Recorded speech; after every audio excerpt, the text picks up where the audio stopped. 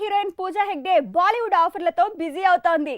అంతవరకు బానే ఉంది, కానీ అక్కడ అవకాశాలు రాగానే సౌత్ సినిమా మీద బురద చల్లడం మీద ఇక్కడ సినీ జనం మండిపడుతున్నారు. బాలీవుడ్ లో ఆఫర్స్ రావాలంటే సౌత్ ఇండియన్ ఫిలిం ఇండస్ట్రీని తిట్టాల్సిందేనా? Watch it. Pooja Hegde Kannada heroine అయినా టాలీవుడ్ నెంబర్ 1 అనిపించుకున్న స్టార్. మహర్షి, గద్దలకొండ గణేష్, అరవింద సమేత వీరరాఘవ, అలవైకుంఠపురంలో లాంటి బ్లాక్ బస్టర్లతో దూసుకెళ్లిన లేడీ ప్రెజెంట్ ఒకే ఒక మాట జారి సౌత్ ఫిలిం ఇండస్ట్రీ దృష్టిలో విలన్ అయిపోయింది. Yeah, I did, and we did talk about this. I spoke about it in my press things. I said, the South has an obsession with navels and, midriffs. I said, I'd rather have a guy look at my legs than my midriff. You know what I mean?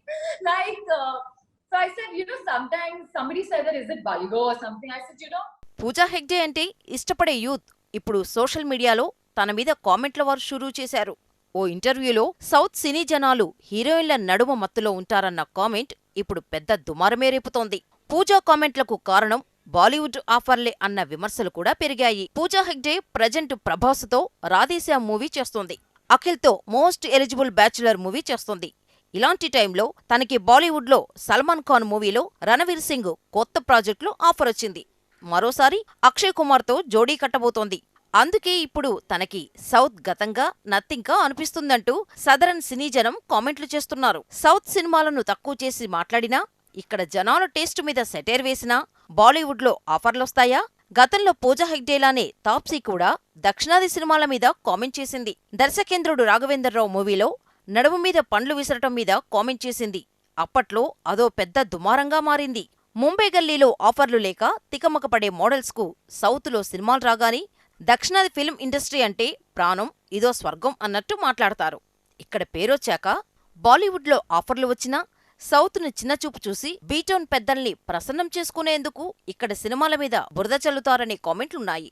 గతంలో Hansika south cinema చేయనంటూ comment చేసి ఇప్పుడు address లేకుండా పోయింది. ఇలియానా కూడా అలానే చేసి చేతులు కాల్చుకుంది. ఆ తర్వాత తాప్సీ అలాంటి కామెంట్లే చేస్తే సారీ చెప్పాల్సి వచ్చింది. కాజల్ అగర్వాల్, తమన్నా ఎన్నిసార్లు బాలీవుడ్లో మెరిసొచ్చినా సౌత్ సినిమా మీద బురద చల్లలేదు.